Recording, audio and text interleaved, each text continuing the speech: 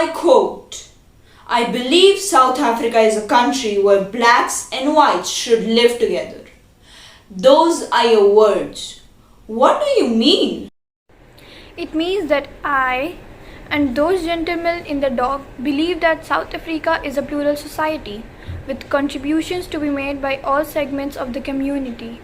Are you familiar with the language and some of these documents the accused have discussed with the black group? Yes, since some of those documents were run out by me.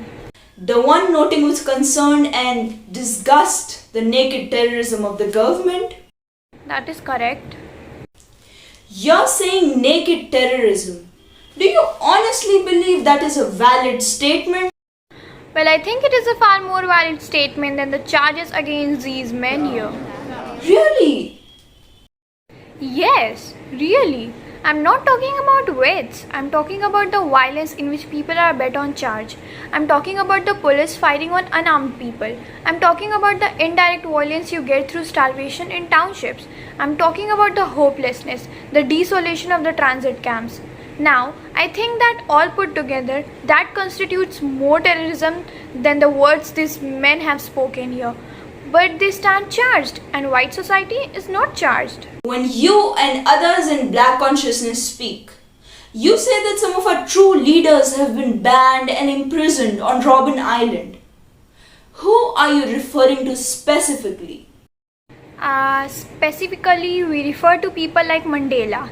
It's a book away. People like Coburn and Becky. And is it not true that the common factor between these people is that they advocate violence against the South African government? The common factor with these people is that they have selflessly pushed forward the struggle of the black men.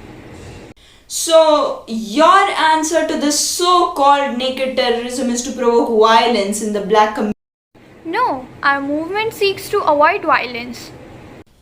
But your own words demand for direct confrontation. That's right, we demand confrontation. Isn't that a demand for violence? Well, you and I are now in confrontation, but I see no violence. But nowhere in these documents do you say that the white government is doing anything good? Well, it does so little good, my lord, that it is not worthy commenting on.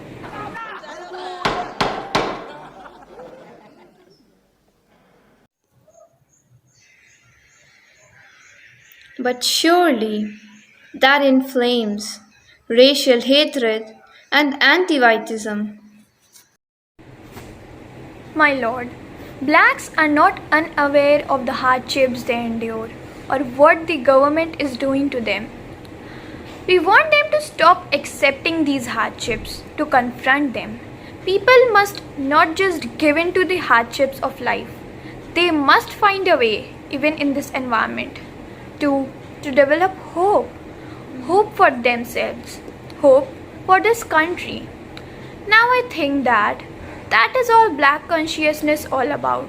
Not without any reference to the white man, to try and build up a sense of our own humanity, our legitimate place in the world.